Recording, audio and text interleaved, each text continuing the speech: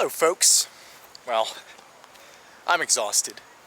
Earlier today we did a round trip of 6 miles being walked. So, if you haven't seen the Channels of Virginia video, that was a lot of time spent, and that's the same day that I'm doing this video, so yeah, definitely was a long hike up, long hike down, and I'm exhausted, but doesn't matter. Aside from that, we are now in our second location today here on the coverage project. We got to get all those locations down here. So, where are we? Well, we're still in Southwest Virginia, but you know, anything could happen here on the coverage project as we walk. We could find new things when we least expect it. But here's where we are. A little town called Bristol, Virginia.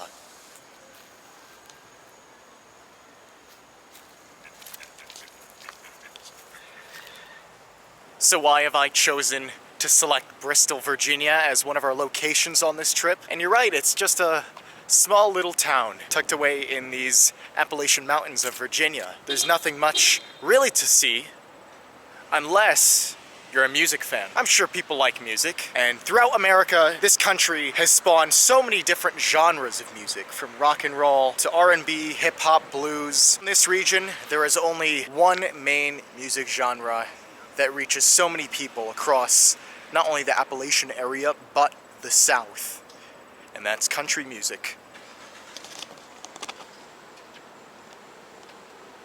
Now, the great thing about America is that the people who came to this land came from such diverse backgrounds, and with that they brought with them their culture. You could think of many people coming from the old world to the new world with their beliefs of religion, and while they were going to church, they would sing their religious songs, and then people came from Africa, of course unwillingly, but they spread their African-inspired music. And of course, we're in Appalachia right now. The Appalachian folk brought with them the traditions of their folk music. So all these cultures in the general Appalachian region and the South all together, all these rhythms, melodies, harmonies, ways of producing music came together. So all together, starting in the 1920s, you incorporated all these elements of blues, gospel, Western music, Cajun, Creole music, all came together to form the genre of country music. At that time, you saw different acts rise up in these recording studios, which all started here in Bristol, being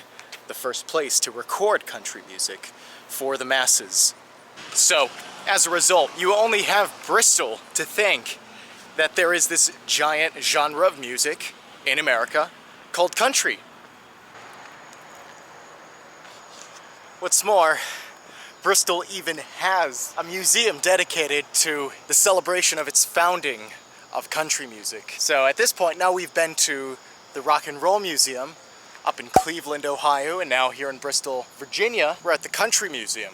I'm sure there's a lot of history inside these walls. I would actually go inside, but it's probably closed this late at night. It's not the night, but I mean, it's late in the afternoon. It's almost 6 o'clock p.m. I just saw them close the doors, so it's a little bit futile to try to get in. As you can see, the sun is setting, so that's a result of the long day we had with the previous video. So with all the driving time it takes to get up to the channels, down here to Bristol, go figure, it's late in the afternoon. I still think that we should take a look at the downtown area. Here in Bristol, it seems very peaceful. There aren't any noisy motorcycles. The cars here seem to be very respectful of traffic rules. I know, what an achievement. But maybe that's just because it's later in the day, but it's a very peaceful vibe here. I mean, I haven't really experienced much of the South. Maybe this is just the vibe of a general southern town or a city. A little more relaxed environment.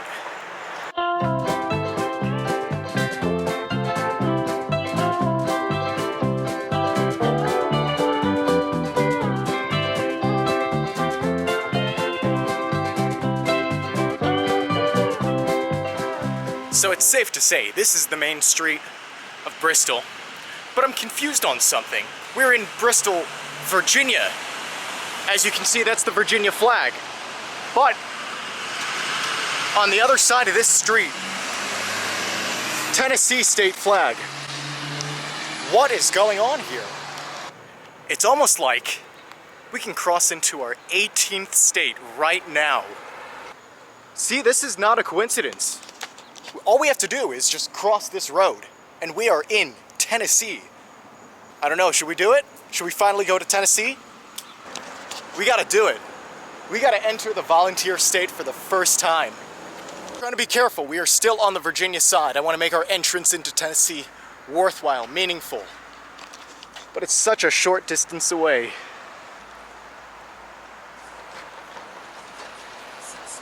Really nice that the town of Bristol likes to really make its identity known as a city or a town, whatever you want to call it, lying divided between two states.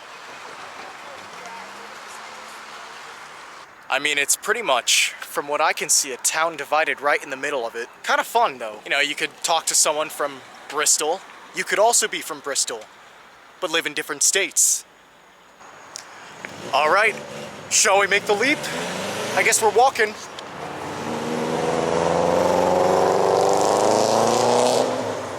I guess I spoke too soon about noisy cars and all that. But we are now in Tennessee. Hello, folks. Welcome to Bristol, Tennessee. I'm loving it already here in the volunteer state. Just crossed the street, Virginia's over there, Tennessee's right here. Let's see what's on this side of Bristol.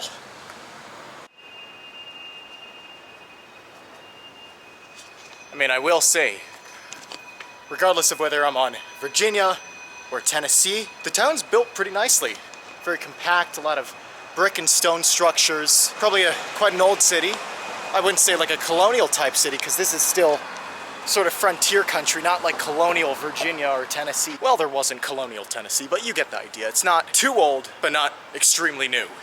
Do the Virginians of Bristol and the Tennesseans from Bristol, do they get along? Do they quarrel? Do they say, oh no, our side of Bristol's better than yours? That'd be interesting to find out. Maybe they're very peaceful and cooperate in collectively building their economy.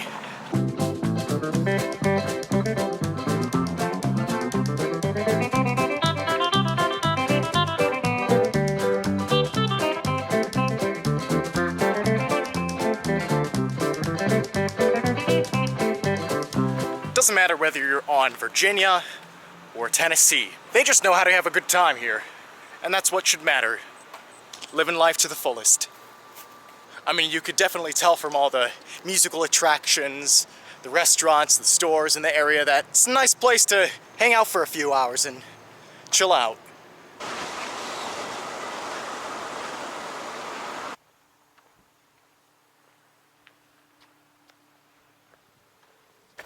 Is this the first dam we've been to on the coverage project? I can't think of any other, significantly large dams we've gone to.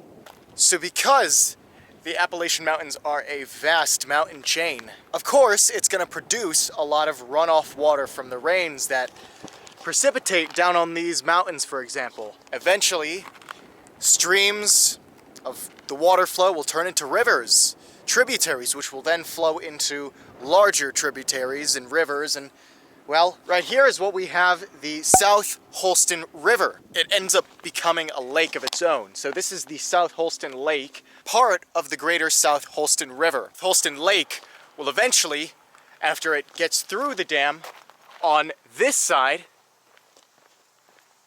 it'll become the South Holston River again, which will lead into the regular Holston River, which is a tributary of the Tennessee River.